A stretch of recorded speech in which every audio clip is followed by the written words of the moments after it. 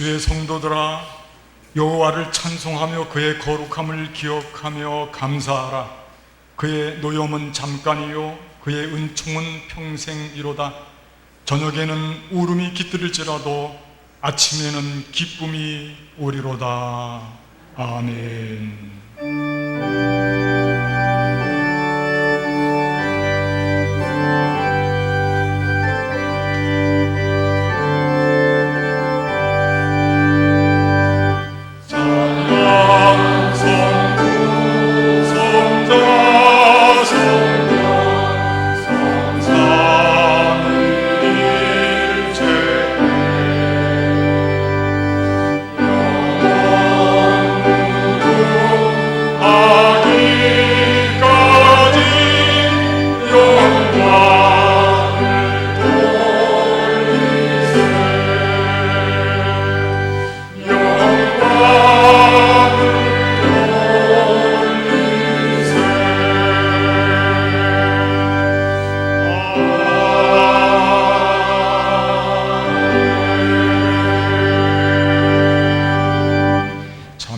기도하겠습니다. 주님, 이 시간 주님 앞에 부끄러운 모습을 다시 내놓고 가슴을 치며 회개합니다. 참여합니다. 용서를 빕니다. 연약한 우리의 모습, 우리 속에 감추었던 모든 것들을 꺼내놓고 주님 앞에 나아갑니다. 은혜와 은혜를 풍성하신 하나님이시여, 우리를 용납하여 주시옵소서. 우리를 다시 받아주시옵소서. 어둡고 죄악된 세상에 살면서 하나님의 자녀 살지 못했음을 고백합니다. 빛 가운데 주신 사명 감당하지 못했음을 고백합니다. 우리 마음속에 아직도 더럽고 추악한 것을 고백합니다. 주여 용서해 주시옵소서. 다시 그 거듭 나무로 하나님 앞에 아름다운 삶으로 돌아가고 믿음으로 발달해서 주님의 복된 자녀의 삶을 회복하게 하여 주시옵소서. 이 시간 드러나고 온 성도의 참여 기도를 주님 받아주실 줄 믿습니다. 우리 주 예수 그리스도의 이름으로 감사합니다. 기도하옵나이다. 아멘. 전능하사 천지를 만드신 하나님 아버지를 내가 믿사오며 그 외아들 우리 주 예수 그리스도를 믿사오니 이는 성령으로 잉태하사 동정녀 마리아에게 나으시고 본디오 빌라도에게 고난을 받으사 십자가에 못 박혀 죽으시고 장사한 지 사흘 만에 죽은 자 가운데서 다시 살아나시며 하늘에 오르사 전능하신 하나님 우편에 앉아 계시다가 저리로서 산 자와 죽은 자를 심판하러 오시리라. 성령을 믿사오니 거룩한 공회와 성도가 서로 교통하는 것과 죄를 사하여 주시는 것과 몸이 다시 사는 것과 영원히 사는 것을 믿사옵나이다. 아멘.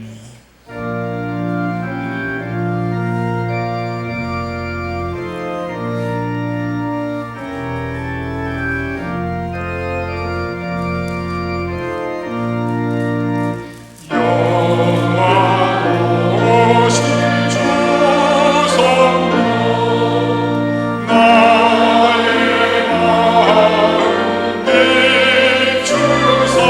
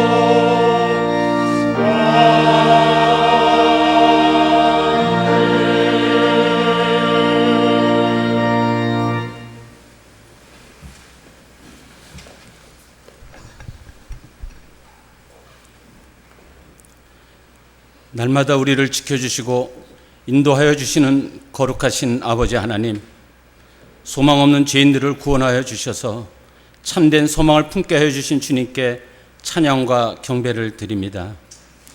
오늘도 감사한 마음을 담아 주님 전에 나와 참양하며 예배드리오니 우리의 예배를 기쁘게 받아 주시옵소서. 지난 한 주간을 되돌아볼 때 주님 앞에 거룩하지 못한 생각과 언행을 고백하며 회개하오니 용서하여 주시옵소서. 우리의 죄악을 고백할 때 주님의 보혈의 피로 죄 씻김 받기를 원하오니 온전히 씻겨주시고 변화시켜 주시옵소서.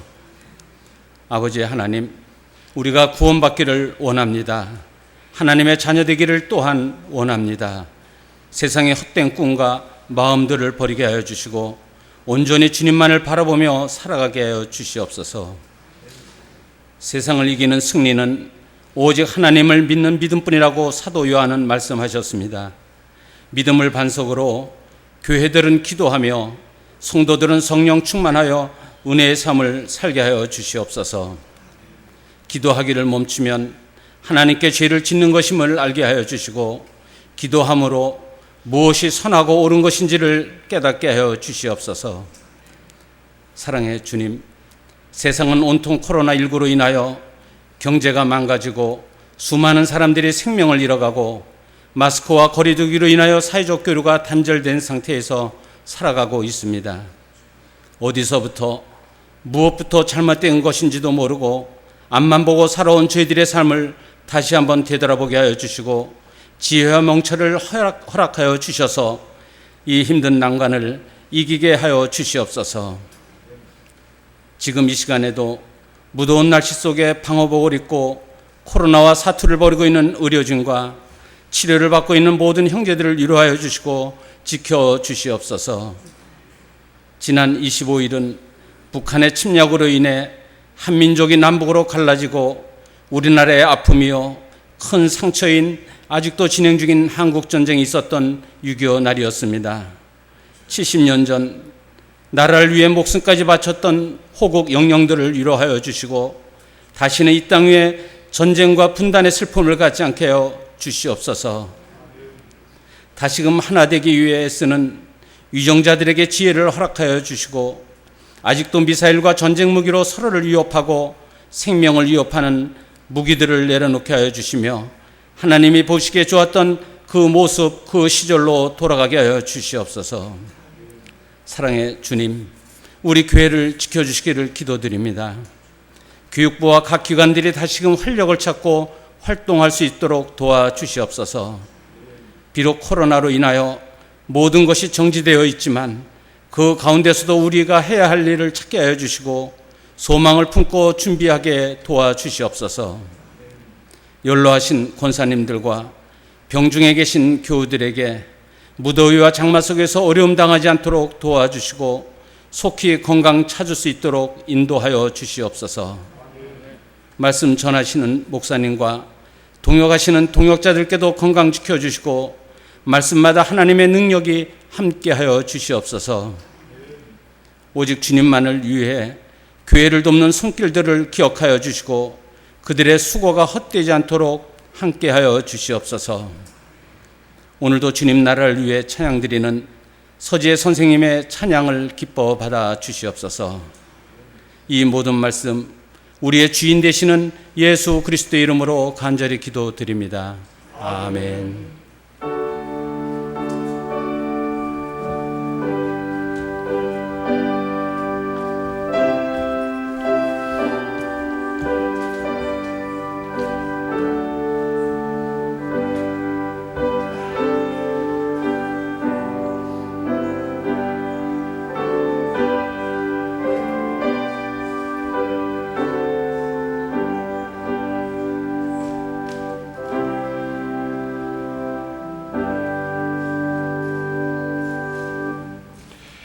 이 시간 서로 인사를 나누도록 하겠습니다. 돌아보시면서 앞뒷분 옆분을 보시면서 목례로 인사 나눠주시기 바랍니다. 건강하십시오. 네, 잘 오셨습니다. 반갑습니다. 예배를 통해서 은혜를 받으시고 세임 덧입으시기를 바라겠습니다. 교회 소식 말씀드립니다. 우선 다음 주일은 2010년도 후반기를 출발하는 맥주 감사 주일입니다. 한 해의 절반 동안을 하나님께서 은혜로 지켜주시고 어려운 코로나19 상황 속에서도 여기까지 인도하신 그 하나님의 은혜를 기억하고 감사하고 후반기에도 하나님이 늘 우리를 보호해 주실 것을 믿고 더 큰 감사의 날이 우리에게 다가올 거라고 하는 희망을 가지고 정말 복되고 의미 있는 감사를 드리는 맥주 감사주일 꼭 기억하시고 다음 주에는 감사가 넘치는 절기 예배를 드릴 수 있게 되기를 바라겠습니다. 7월달 예배에 대해서 안내 말씀을 드립니다. 6월달에 드렸던 예배 형식을 그대로 유지하고 7월 둘째 주일까지 일단 예배를 그 형태로 진행하도록 하겠습니다. 여러분들이 꼭 기억하시고 거리두기 잘 실천하시고요. 마스크 꼭 쓰시고 또 예배당에 거리두기가 확보되지 않으면 집으로 돌아가지 마시고 식당과 솔로몬실에서도 모니터를 통해서 예배를 드릴 수가 있습니다. 함께 예배에 참여해 주시면 감사하겠습니다. 한 가지 당부 말씀드리는 것은 주중에 드리는 새벽기도, 수요 기도 예배, 금요 기도회 사회적 거리가 충분히 보장되기 때문에 염려 없이 예배를 드릴 수가 있습니다. 많이 참석하시고 지금은 다른 어떤 때보다도 기도할 때입니다. 기도하는데 더욱 열심을 내주시면 대단히 감사하겠습니다. 교회 소식 몇 가지만 추려서 말씀드립니다. 성도의 소식 보십시오. 권순재 장로님 이사하셨고 박복숙 권사님 이사하셨고 박종규 권사님 퇴원하셨습니다. 사업장 이전 확정 개업 효소 N 한의원 원장님이 김혜근 집사님인데 김재중 장로님 자부되십니다. 기도해 주시면 되겠습니다. 참 시간이 빠릅니다. 5번 보십시오. 7월 월삭 기도회. 벌써 이제 7월 달을 맞이하게 됐고 이번 돌아오는 화요일이 7월 1일입니다. 후반기 삶 하나님 의지하면서 월삭 기도회로 모여주시고 간절한 기도를 통해서 출발해 주시기를 바랍니다. 하나님의 큰 은혜가 임할 것입니다. 주차장 진출입로 담장 보수 공사가 아직 완성되지 못했습니다. 차량 이용에 주의해 주시기를 바라겠습니다. 이상으로 교회 소식을 마치고 우리도 함께 성경 말씀 찾아보도록 하겠습니다. 구약 성경 요나서 3장 1절에서부터 10절까지 말씀, 구약 성경 페이지수로 1288페이지입니다. 요나서 3장 1절에서 마지막 10절까지 말씀 여러분들은 다 찾으셔서 눈으로 읽어주시길 바라고 제가 봉독해 드리겠습니다. 여호와의 말씀이 두 번째로 요나에게 임하니라. 이르시되 일어나 저 큰 성읍 니느웨로 가서 내가 내게 명한 바를 그들에게 선포하라 하신지라. 요나가 여호와의 말씀대로 일어나서 니느웨로 가니라. 니느웨는 사흘 동안 걸을 만큼 하나님 앞에 큰 성읍이더라. 요나가 그 성읍에 들어가서 하루 동안 다니며 외쳐 이르되 40일이 지나면 니느웨가 무너지리라 하였더니 니느웨 사람들이 하나님을 믿고 금식을 선포하고 높고 낮은 자를 막론하고 굵은 베옷을 입은지라. 그 일이 니느웨 왕에게 들리매 왕이 보좌에서 일어나 왕복을 벗고 굵은 베옷을 입고 제 위에 앉으니라. 왕과 그의 대신들이 조서를 내려 니느웨에 선포하여 이르되 사람이나 짐승이나 소떼나 양떼나 아무것도 입에 대지 말지니 곧 먹지도 말 것이요 물도 마시지 말 것이며 사람이든지 짐승이든지 다 굵은 베옷을 입을 것이요 힘써 하나님께 부르짖을 것이며 각기 악한 길과 손으로 행한 강포에서 떠날 것이라. 하나님이 뜻을 돌이키시고 그 진노를 그치사 우리가 멸망하지 않게 하시리라. 그렇지 않을 줄을 누가 알겠느냐 한지라. 하나님이 그들이 행한 것 곧 그 악한 길에서 돌이켜 떠난 것을 보시고 하나님이 뜻을 돌이키사 그들에게 내리라고 말씀하신 재앙을 내리지 아니하시니라. 아멘. 이 시간 우리 서재 선생님 특송을 해주시겠습니다.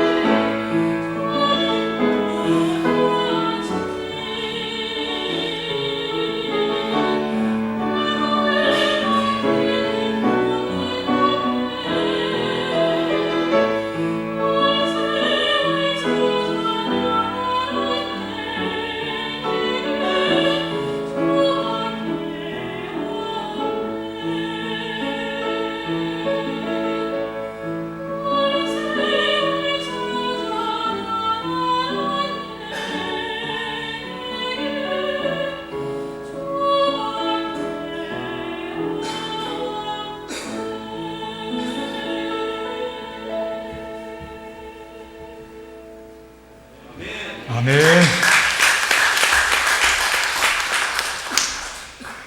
아름다운 찬양 하나님께서 기쁘시게 받으신 줄로 믿습니다.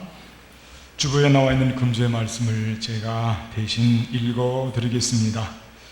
하나님이 그들이 행한 것 곧 그 악한 길에서 돌이켜 떠난 것을 보시고 하나님이 뜻을 돌이키사 그들에게 내리라고 말씀하신 재앙을 내리지 아니하시니라. 아멘. 돌이킨다는 말씀이 두 번이 나오고 있죠. 하나는 그 악한 길에서 돌이켜 니느웨에 속한 사람들이 회개하는 모습입니다. 반성하고 내가 왜 그랬을까 후회하고 그렇게 하는 모습이죠. 돌이킨다. 그런데 하나님이 뜻을 돌이킨다고 하는 이 말씀은 다른 의미입니다. 하나님은 후회한다, 회개한다 그런 뜻이 아닙니다. 히브리 사전을 찾아보니까 불쌍히 여기다, 긍휼히 여기다, 동정하다 그런 뜻이 들어있습니다. 그러니까 하나님이 뜻을 돌이키신다고 하는 것은 우리를 향해서 하나님이 긍휼히 여겨주신다, 긍휼히 여겨주시게 됐다 그런 뜻이죠. 사람이 돌이키는 것은 회개하고 후회하고 내가 왜 그랬을까 그렇게 그 길에서 떠나는 것이죠. 구약 성경에 보면 하나님께서 사랑하셨던 왕, 유대의 왕이 한 명 있는데 그의 이름이 히스기야입니다. 여러분들이 아마 잘 아실 겁니다. 히스기야는 하나님의 사랑을 많이 받았던 사람이고 열왕 중에서도 의인에 속하는 사람이었습니다. 그런데 그가 안타깝게도 죽을 병이 들었습니다.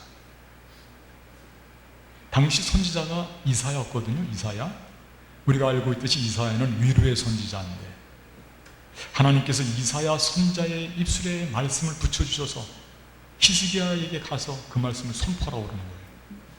그러니까 당신 죽을 겁니다. 이거 말을 하라는 거예요. 선지자이기 때문에 할 수 없이 가서 해야 되긴 해야 돼요. 근데 상대방은 왕이에요. 왕 앞에 당신 죽을 것이다. 이거는 어려운 말씀이죠. 악담이나 마찬가지 아닙니까? 그 대목을 제가 한번 읽어드릴게요. 히스기야, 여호와께서 이와 같이 말씀하시기를 너는 내 집에 유언하라. 네가 죽고 살지 못하리라. 히스기야에게 이사야가 하나님의 말씀을 대신 전하는 거거든요. 너는 내 집에 유언하라. 네가 죽고 살지 못하리라. 참 어려운 말씀을 전하고 있는 것입니다. 참 놀라운 일입니다.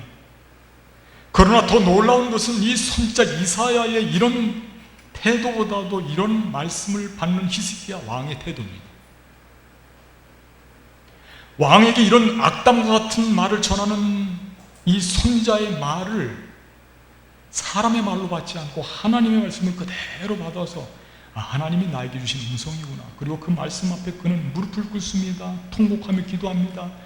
긍휼히 여김을 바라는 것입니다. 성경 말씀에 기록된 대로 보니까 그가 심히 통곡했다 이렇게 되어 있습니다. 이 말씀 하나님의 말씀으로 받고 심히 통곡했다. 그리고 마침내 하나님은 이 모습을 불쌍히 여기신 것입니다. 긍휼히 여기신 것입니다. 그리고 이렇게 말씀하십니다. 내가 네 기도를 들었고 내 눈물을 보았노라. 내가 네 수안에서 15년을 더하고 너와 이 성을 아수르 왕의 손에서 건져내겠고 내가 이 성을 보호하리라.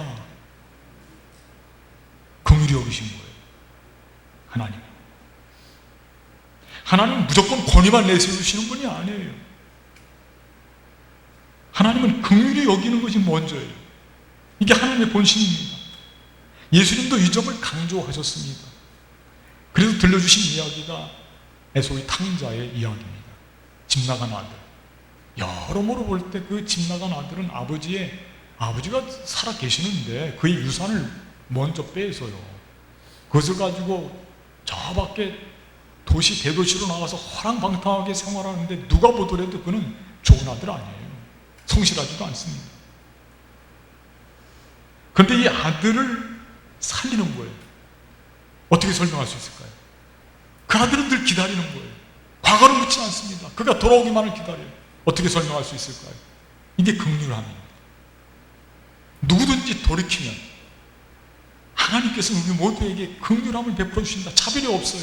누구 모두에게 다 그렇습니다. 이방 민족에게나 이스라엘 민족 모두에게 돌이키기만 하면 산다는 거예요. 이게 하나님의 긍휼의 법칙입니다. 우리는 이 점 때문에 희망이 있어요. 아무리 큰 죄를 지었어도 정말 우리가 진실되게 돌이키면 이 희망이 있는 거예요. 하나님이 살려주시니까. 그런데 문제가 하나 있어요.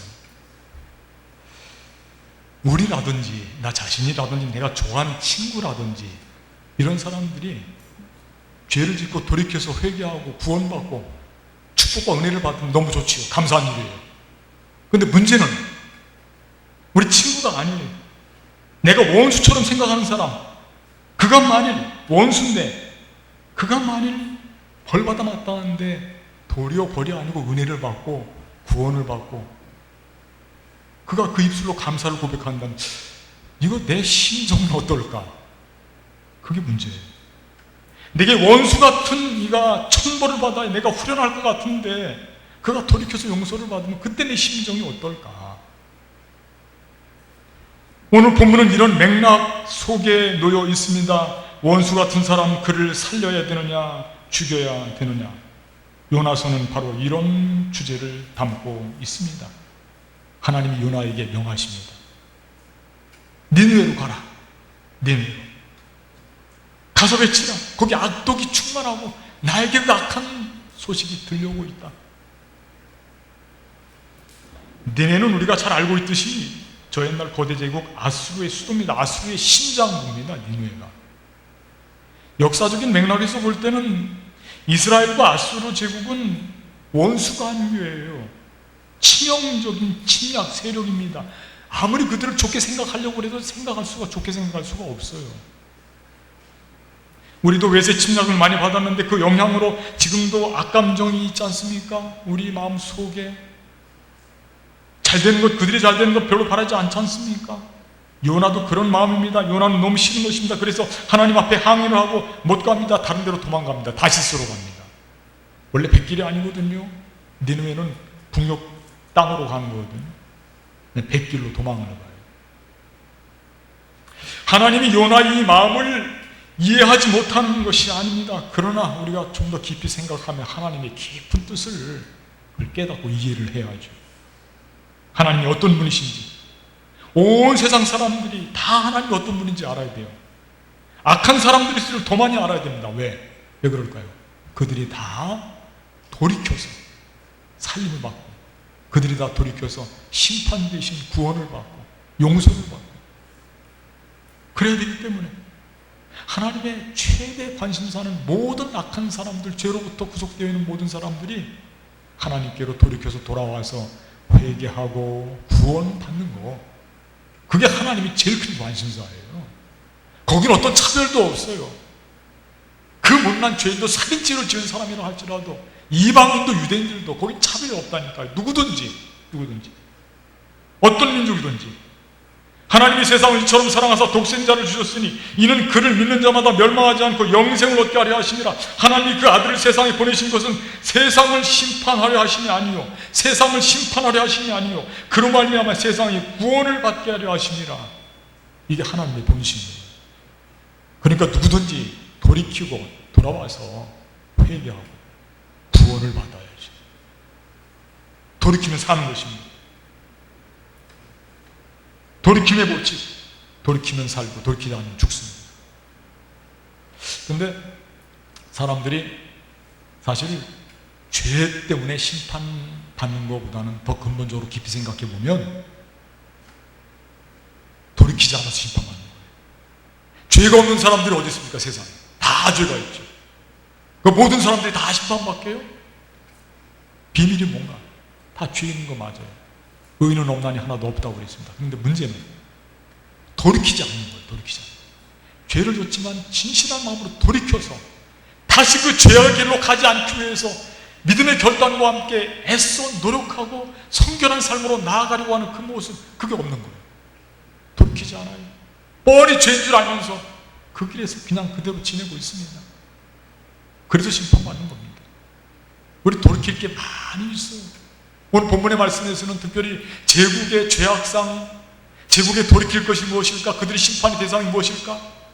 그 점에 대해서 강조해서 가르쳐주고 있습니다. 그런데 그들에게 있는 이 죄악상, 돌이켜야 될 것, 교만이라든지 욕심이라든지 공격성이라든지, 이게 사실 가만히 따지고 보니까 그들에게만 있는 게 아니고 우리에게 있어요. 이게 나의 문제예요.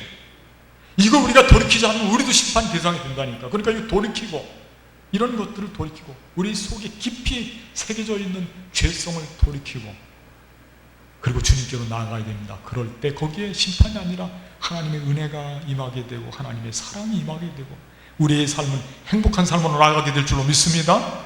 그래서 오늘 이 시간에는 많이 소개는 못하지만 오늘 제국이 갖고 있는 돌이켜야 될 점, 그리고 우리 것이기도 합니다. 몇 가지 살펴보면서 함께 은혜를 나누는 시간을 갖도록 하겠습니다. 첫째 절 한번 따라갈까요? 교만에서 돌이키라. 아멘. 그렇습니다. 교만에서 돌이키라. 3절 말씀을 제가 한번 읽어드릴게요. 3절 말씀. 요나가 여호와의 말씀대로 일어나서 니느웨로 가니라. 니느웨는 사흘 동안 걸을 만큼 하나님 앞에서 큰 성읍이더라. 사흘 동안 걸을 만큼. 굉장히 광대하죠. 넓습니다. 니느웨를 지금 소개하는 건데, 니느웨가 이 아시리아의 대수도인데 사흘 동안 걸을 정도의 거리면 얼마나 클까요? 서울 며칠 걸리겠습니까? 이 고대입니다, 이게. 2600년 전 일이에요. 그때 사흘 길을 갈 정도면 이건 대단한. 그래서 개혁 성경, 옛날 성경에는 뭐라고 되어 있냐면 극히 큰 성읍이라 이렇게 되어 있어요. 극히 큰 성읍이라. 무슨 뜻입니까? 극히라고 하는 것은 이건 최상급입니다. 이거보다 더 큰 성읍이 없다. 그럼 오늘 본문, 오늘 성경에서는 그 표현을 뭐라고 표현하고 있느냐면 하나님 앞에서 큰 성읍이다. 이게 참 의미가 있어요. 하나님 앞에서. 그냥 큰 성읍이다. 사흘 길을 갈 정도다. 그럴 정도면 되는데 이 고고학자들의 그 주장에 의하면 대략 한 30km 정도가 된대요. 이 전체 넓이가. 30km. 그런데 오늘 본문에서는 하나님 앞에 큰 성읍이다 이렇게 소개하고 있어요. 하나님 앞에. 좀 느낌이 오십니까, 여러분들? 왜 하나님을 들먹여요? 하나님 앞에. 하나님과 견주자는 겁니다. 약간 대항하는 뉘앙스가 있어요. 하나님 앞에. 하나님 앞에. 그래서 사전을 찾아보니까 그 뜻이 뭐냐면 형용사적으로 위엄이 있는, 높임을 받는 광대함, 그렇게 돼 있고, 동사적으로 볼 때는 스스로 자랑하다, 자신을 높이다, 스스로 큰 체하다, 높아지고자 하는 그런 모습으로 설명하고 있습니다. 이게 하나님 앞에요. 하나님을 대항하는 그런 모습. 이게 교만 아니고 무엇입니까? 교만의 모습이죠. 예나 지금이나 제국의 모습은 교만을 빼면 그릴 수가 없습니다. 지금의 제국들을 한번 생각해 보십시오. 머리에 떠오르는 제국들 어디 있습니까? 다 머리에 떠오르죠. 제가 지명하잖아요. 얼마나 그들이 교만한지 몰라요. 그 모습이에요. 성경에도 교만한 모습이 소개가 되고 있습니다. 또 말하되 자 성읍과 탑을 건설하여 그 탑 꼭대기를 하늘에 닿게 하여 우리 이름을 내고 온 지면에 흩어짐을 면하자. 그 꼭대기를 하늘에 닿게 하여. 꼭대기가 하늘이에요. 목표입니다. 하나님 자리입니다. 교만의 극치죠. 결국 그들이 쌓던 이 교만의 바벨탑은 무너지고 말았습니다. 원래 이 교만은 역사가 깊어요. 원래 오리지널입니다. 교만의 죄가. 교만의 죄는 에덴 동산에서부터 출발하고 있어요. 사람의 교만이 거기서부터 왔다니까요. 제가 말씀을 읽어드리겠습니다. 그 교만, 너희가 그것을 먹는 날에는 눈이 밝아져 하나님과 같이 되어. 그게 중요합니다. 사탄이 지금 유혹하는 거거든요. 뱀이 하와를. 근데 그 유혹의 내용이 뭐냐면 눈이 밝아져서 하나님과 같이 되어 선악을 알 줄 하나님이 아십니다. 이 말에 그냥 넘어간 거예요. 아, 당신이 제일이야. 응? 엄지척하고 말이죠. 당신밖에 없어. 당신밖에 이 일을 할 수 있는 사람이 없어. 으쓱해가지고 교만해지는 거죠. 하나님과 같이 되어진다. 요즘 세상은 모두가 다 모든 영역에서 하나님과 같이 되어지는 대로 다 쏜살같이 달려가고 있습니다. 이게 우리의 모습이에요. 이거 우리가 돌이켜야 됩니다. 그리고 결국은 그래서 그런 교만 때문에 다 지금 어려움을 당하고 망하고 심판받고 자연이 파괴되고 그런 것입니다. 교만한 것을 버리고 겸손한 모습으로 거듭나야 될 줄로 믿습니다. 겸손한 모습으로 나가야 돼요. 누구를 본받았냐면 예수 그리스도, 당신을 낮추신 예수 그리스도, 그분을 본받아야 됩니다. 말씀 읽어드리겠습니다. 그는 근본 하나님의 본체시나 하나님과 동등됨을 취할 것으로 여기지 아니하시고 오히려 자기를 비워 종의 형체를 가지사 사람들과 같이 되셨고 사람의 모양으로 나타나사 자기를 낮추시고 죽기까지 복종하셨으니 그 십자가에 죽으십니다. 자기를 낮추십니다. 자기를 낮추는데 사람의 모습으로 오셨어요. 자기를 높이면 은혜가 없습니다. 낮추면 하나님의 은혜가 부어집니다. 교만해서 돌이켜서 자기를 겸손히 낮출 때 그 하나님의 은혜가 고이는 거예요. 여러분, 사실 따지고 보면은 회개는 교만에서부터 시작이 되는 거예요. 교만에서부터 벗어나는 거, 교만을 돌이키는 것부터 그게 회개입니다. 회개의 기본입니다. 이거 우리가 마음속에 다져야 될 줄로 믿습니다. 두 번째 저를 따라하겠습니다. 욕심에서 돌이키라. 아멘. 그렇습니다. 욕심에서 돌이키라. 5절 말씀을 제가 한번 읽어드릴게요. 5절 말씀. 니느웨 사람들이 하나님을 믿고 금욕을 선포하고 금식을 선포하고 높고 낮은 자를 막론하고 굵은 베옷을 입은지라. 거기 말씀 보니까 금식을 선포하고 그렇게 되어 있습니다. 금식을 선포한다. 그 의미가 금방 다가오죠. 전통적으로 금식은 금욕, 욕심을 꺾는 회개의 모습이거든요. 욕심이야말로 원초적인 죄의 모습이기 때문에 이걸 꺾어내는 겁니다. 그래서 금식을 하는 거예요. 욕심이 잉태한 즉 죄를 낳고 죄가 장성한 즉 사망을 낳느니라. 이렇게 성경 말씀에서 우리에게 욕심을 경계하고 있어요. 정말 욕심은 우리 모두의 멸망의 원인이에요. 내가 잘못하는 것도, 판단이 잘못되는 것도, 내가 다른 길로 가는 것도 따지고 보면 모두가 다 어디서부터 출발하냐면 욕심 때문에, 그놈의 욕심 때문에. 그래서 우리가 망치는 겁니다. 욕심 때문에. 저 옛날 창세기에 소개하고 있던 멸망당한 성읍이 있습니다. 소돔과 고모라, 소돔성. 그 소돔성이 멸망을 했는데 두 가지 이유 때문에 멸망을 했어요. 첫째는 뭐냐면 손님 대접하는 것을 거부합니다. 원래 미덕이 뭐냐면 손님이 오면 손님을 대접하고 맞아들이고 내 것을 내주고 그리고 그들의 안전을 지켜주는 게 그게 미덕이에요. 전통적으로 그건 아름다운 풍습이에요.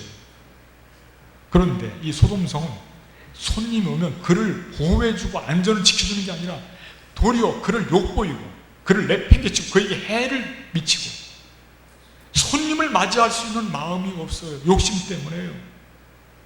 두 번째 소돔의 죄는 뭐냐면 성적인 타락입니다. 거기 보니까 우리가 그들을 상관하리라. 창세기 19장 5절 말씀 이렇게 되어 있어요. 그들을 상관하리라. 근데 그들이 누구냐면 천사입니다. 천사는 남성 명사로 되어 있어요. 남성 명사로. 남자가 남자를 상관한다. 여기서 상관한다고 하는 것은 어떤 뜻이냐면 성적인 접촉을 말합니다. 섹슈얼 컨택입니다. 상관한다. 남자가 남자를 상관한다는 거예요. 동성애입니다. 동성애. 여기서부터 출발했어요. 동성애자를 소돔 사람이라고 합니다. 동의합니다. 소도미스트라고 합니다. 이 두 가지는 어디서부터 왔습니까? 욕심 때문에 온 겁니다. 욕심 때문에. 탐욕, 성욕, 욕심 때문에 그들은 결국은 그 아름다웠던, 그 풍성했던 소돔성은 멸망을 당하고 말았던 것입니다. 욕심 때문에. 그 타락함으로 말미암아 이 욕심도 생각해 보니까 사실 역사가 깊습니다. 욕심이 부족한 데서부터 생길까요? 풍부한 데서부터 생길까요? 원래 욕심이 처음에 생겼던 곳이 어디냐면 부족한 것이 아니에요. 풍성한 곳이에요. 없는 것이 아무것도 없어. 어디냐면 에덴 동산이에요. 에덴 동산. 에덴 동산은 모든 것이 다 갖춰져 있는 파라다이스입니다. 부족할 게 없어요. 다 있어요. 천국 같은 곳이에요. 그런데 이상하죠? 거기에서 욕심이 생겼다니까요. 하나님께서 아담과 하와에게 단속을 합니다. 에덴 동산 중앙에 있는 선과 악을 알게 하는 나무의 열매는 먹지 말라. 이 사람의 마음이 심보가 고약합니다. 꼭 하지 말라고 하는 것을 꼭 해. 먹지 말라고 하면 꼭 먹고요. 그때 꼭 문제를 일으켜요. 그걸 따먹는 거예요. 다 있다니까요. 다 있어요, 거기에. 근데 그 욕심 때문에. 언제까 제가 말씀드렸죠? 이 선악과가 어디에 있느냐면 에덴 동산 가운데 있다는 겁니다. 가운데 가운데 있다고 하는 것을 사회적인 측면에서 한번 해석해 볼까요? 가운데 있는 것은 삐뚤어지면 누가 소유하면 안 돼요. 개인 소유가 아니에요. 그건 모두의 소유입니다. 함께 누려야 되는 것입니다. 그런데 그걸 따먹은 거예요. 그 욕심 아니고 뭡니까? 모두가 다 함께 누려야 될 것을 그걸 자기 혼자 소유한 겁니다. 따먹은 겁니다. 이 욕심이라고 하는 거예요. 이런 욕심 때문에 결국은 우리 인간은 망하게 되는 것입니다. 욕심은 어떤 면에서 보아도 분명히 돌이켜야 됩니다. 올해 연초에 오마이뉴스에서 그 취재를 했는데 제주도에 해녀 있지 않습니까? 해녀의 삶을 한번 취재를 했어요. 그게 참 굉장히 감동이 되더라고요. 그 해녀 이름이 누구냐면 정소영 씨라는 사람인데 35세입니다. 그 사람은 27세, 20대 후반에 해녀가 됐어요. 원래 수영을 잘해서 제주도 도 출신 수영 선수입니다. 전국체전에서 다 메달도 획득하고 뭐 이름이 나와 있는 사람이에요. 근데 이 사람이 섬 출신인데 어머니도 해녀야. 밖에서 생활하다가 어머니가 부르는 겁니다. 너도 해녀 해야지. 해녀해. 내려와라. 그래서 해녀 생활을 하는 거예요. 원래 며느리에게는 그 해녀를 이렇게 물려줄 수 있답니다. 근데 딸에게는 해녀 하려면 잠수 그 자격증이 있어야 된답니다. 열심히 노력해서 결국 해녀를 그 자격증을 따서 해녀를 하는데 언젠가 한 번은 얼마짜리 소라 말고 그거 뭡니까? 전복이죠? 전복이 무려 몇 킬로가 됐냐면 1kg짜리 전복을 1kg짜리 한번 머릿속에 떠올려보세요. 1kg짜리면 얼마나 클까요? 수준이 맞은 거죠. 그걸 보는 순간 숨이 멎더래. 숨이 딱 멎어버리는데 그 물속에서 말입니다. 얼마나 위험합니까? 그래서 빨리 물 밖으로 나와서 숨을 고르고 다시 들어가서 또 숨을. 그런데 그게 전복이요, 한번 처음에 찍을 때 잘 찍어서 확 찍어내야지 잘못 건드리면 그게 얼마나 단단하게 붙어있는지 떨어지질 않는 겁니다. 그래서 올라와서 숨을 고르고 올라와서 한참 있다 내려가면 또 없어져서 어디로 가는지 움직이니까 사라지죠. 그렇게까지 해본 적이 있기 때문에. 근데 어머니가 그 딸에게 늘 단속하는 게 뭐냐면 너 욕심내지 말아라. 1kg짜리 전복을 잡고 자랑하니까 너 욕심내지 말아라. 욕심내면 너는 죽는다. 그게 어머니 해녀가 딸에게 교훈처럼 늘 마음속에 새기는 거예요. 이상하게 말해요. 다 잡았는데 별로 마음에 안 들어요. 근데 딱 올라오는데 숨이 가파서 아주 오랫동안 물속에 있는 사람도 2분 이상 있으면 위험해지니까 일본에서 2분 있는데 올라오는데 하필 올라올 때 뭐가 벌리냐면 전복이 보이는 거야. 그게 좋은 게 보이는 거예요.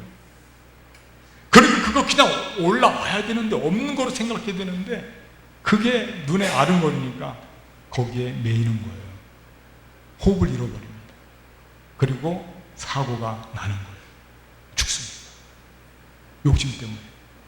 우리는 이런 이야기를 하지 않더라도 얼마나 내가 어리석은 존재인가. 내가 욕심 때문에 망쳤구나. 내가 가슴을 치면서 욕심 때문에 망친 적, 욕심 때문에 다친 적, 욕심 때문에 창피한 적, 욕심 때문에 일을 그르친 적 많이 있잖아요.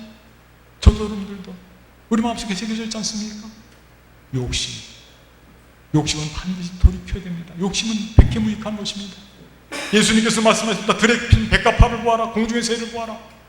심지도 않고 입히지도 않는데 솔로몬의 옷보다도 아름답지 않느냐. 백합화, 공중의 새, 그들은 하나님이 다 먹이신다.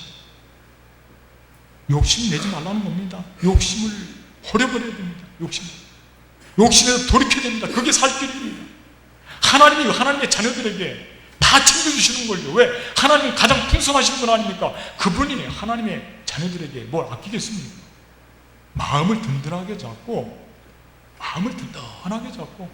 하나님이 채워주실 테니까 내가 하나님의 일을 생각하자.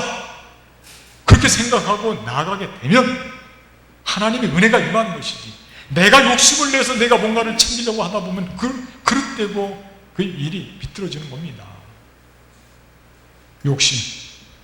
욕심에서 돌이켜서 하나님의 은혜, 늘 감사하는 삶으로 나아갈 수 있게 되기를 바라겠습니다. 마지막 한 가지만 더 말씀드립니다. 다툼에서, 저를 한번 따라할까요? 다툼에서 돌이키자. 8절 말씀 한번 읽어보시기 바랍니다. 8절 말씀, 거기 보니까 8절 말씀, 왕이 명령하는 것입니다. 사람이든지 짐승이든지 다 굵은 배 옷을 입을 것이요 힘써 하나님께 부르짖을 것이며 각기 악한 길과 손으로 행한 강포에서 떠날 것이라. 강포한 습성, 공격성이 있어요. 사람들에게 감춰져 있어요. 마치 고양이가 발톱을 감추듯이. 그리고 어떤 때 탁 건드리면 그게 터져버립니다. 강포, 공격성. 사람 모두에게 다 이 공격성이 있다니까요, 여러분. 그거 무서운 겁니다. 제국은 어떠냐면 더 공격성이 있어요. 그들이 가장 귀하게 생각하는 가치가 뭐냐면 군사력입니다. 겉으로는 드러내지 않습니다. 겉으로는 다 은폐예요. 그런데 속 사정을 살펴보면 그들은 모두가 다 군사력을 증강시키기 위해서 경쟁이 붙었습니다. 지금 온 세상은 지구를 몇 번씩 패망시키고도 남을 만한 그런 무기가 지금 다 곳곳에 숨겨져 있어요. 다툼에서 돌이키지 않으면 모두가 다 죽고 마는 것입니다. 다툼. 요즘에 코로나19 때문에 사회가 흉흉하고 뭐 영국 사람들 신사라고 그럽니까? 신사나라? 글쎄 그럴까요? 지금 영국이라든지 독일이라든지 지금 사회적인 폭동이 막 일어나고 있어요. 사회적인 폭동이. 이 심리적인 소위 심리적인 전염, 이모셔널 컨테이전, 심리적인 전염. 그러니까 우리의 심리가 지금 굉장히 지금 뭐랄까요, 밖에 추지를 못하니까 외롭고 지금 정상이 아니에요. 누가 탁 건드리면 터질 것 같은 거예요. 그런데 이런 심리적인 상태가 이게 전염병보다 더 무섭게 전염이 된다는 거예요. 사회적으로 다. 한번 여러분들 옆에 분들 한번 보세요. 눈빛을 한번 보세요. 무섭지 않습니까? 안 무섭죠? 그래도 우리 예배를 드리는 자리니까. 그런데 세상에 나가고 있어요. 마스크까지 써가지고 더 건드리면 터진다니까.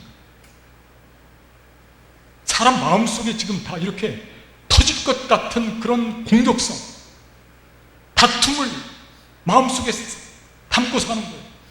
제가 가만히 생각해봤습니다. 일생을 살면서 내 마음속에 싸움에 대한 생각이 늘 자리 잡고 있어요. 내가 가만두나 봐라. 막 싸움에 대한 생각. 원수 갖고야 만다. 싸움에 대한 생각. 다투고 말 거다. 너는 맞아서 마땅해. 이런 생각. 그것 때문에 짧은 인생을 망치면서 말이죠. 아름답고 귀하게 살고 서로 사랑하고 감싸고 살아도 부족한 시간에 우리가 얼마나 그 다툼에 많은 에너지와 시간을 낭비하고 살고 있는지. 다툼 때문에. 교회 안에서는 다투서는 안 되죠. 가정에서도 마찬가지입니다만. 하나님의 자녀들끼리 다투는 것은 그것은 어불성설입니다. 이 다툼은 반드시 버리고 돌이켜야 되는 것입니다. 예수님 바라봐야 돼요. 예수님께서는 하나님과 우리 사이에 다툼이 있고 원수된 관계였지만 십자가를 통해서 하나님과 관계를 다시 만들고 화평한 관계로 만들고 화평케 하는 자는 하나님의 아들이라 선포하시고 화평의 십자가를 짊어지시고 골고다로 향하였습니다. 이게 우리의 진리예요. 화평한 삶을 나아가야 돼요. 그리스도는 어디를 가든지 싸움을 일으키는 사람이 되어서는 안 되고 다투는 사람이 되어서는 안 됩니다. 어디를 가든지 그곳에 그리스도의 평화가 나타나야 그 사람이 바로 그리스도인인 줄로 믿습니다. 그런 삶을 살아야 되는 것입니다.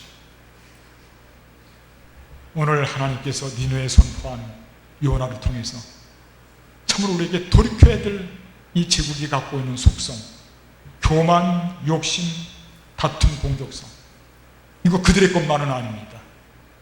제국이 이것 때문에 멸망당합니다. 그런데 우리도 이런 속성이 있다는 것입니다.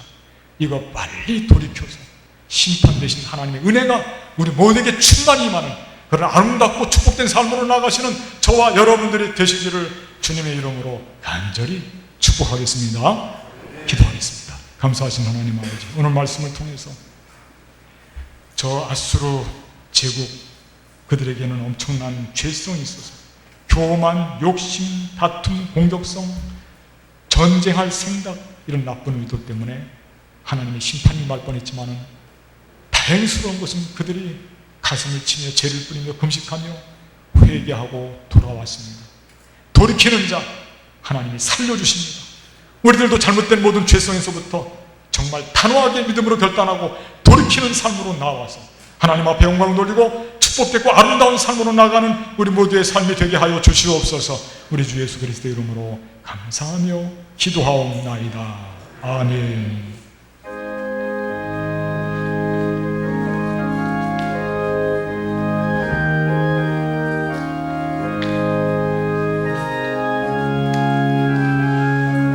말씀 생각하면서 255장입니다.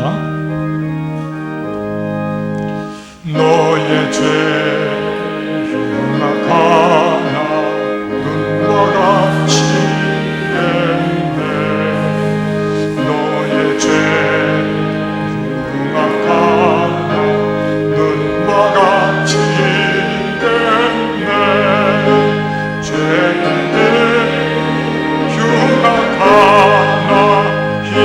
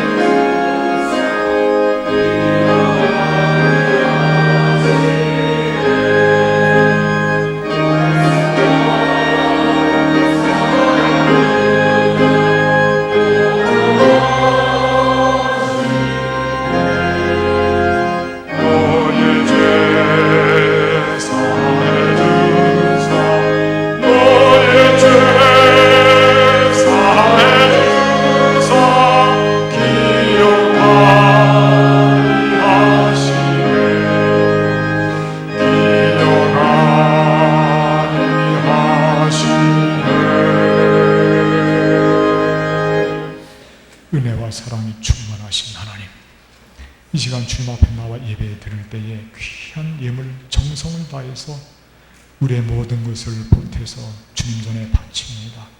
바친 손길 그 삶을 기억하시고 이 험한 세상 살아갈 때 하나님의 은혜가 충만한 삶이 되게 하시고 죄악에서 돌이켜 하나님 앞에 영광을 돌리는 축복된 삶이 되게 하여 주시옵소서. 물질도 건강도 믿음도 채워주시고 넘치게 하시고 그 모든 것을 가지고 하나님의 사랑을 마음껏 전하며 복되게 살게 하여 주시옵소서. 해외에 나가 있는 주의 자녀들, 국문에 속한 아들들, 질병 때문에 고통당하는 주의 자녀들을 기억하시고 코로나19 악성 바이러스와 맞서 싸우는 저들에게 새 힘을 덧입혀 주시고 위로해 주실 줄로 믿습니다. 바쳐진 예물 주님의 뜻에 맞게 귀하게 쓰임받게 하여 주시옵소서. 이제는 우리 주 예수 그리스도의 은혜와 하나님 아버지의 극진하신 사랑과 성령님의 교통하심이 오늘 주님 전에 나와 예배를 드리고 다시금 세상 한복판으로 나가는 모든 성도님들 위해 지금부터 영원까지 함께 하옵시기를 간절히 축원하옵나이다. 아멘.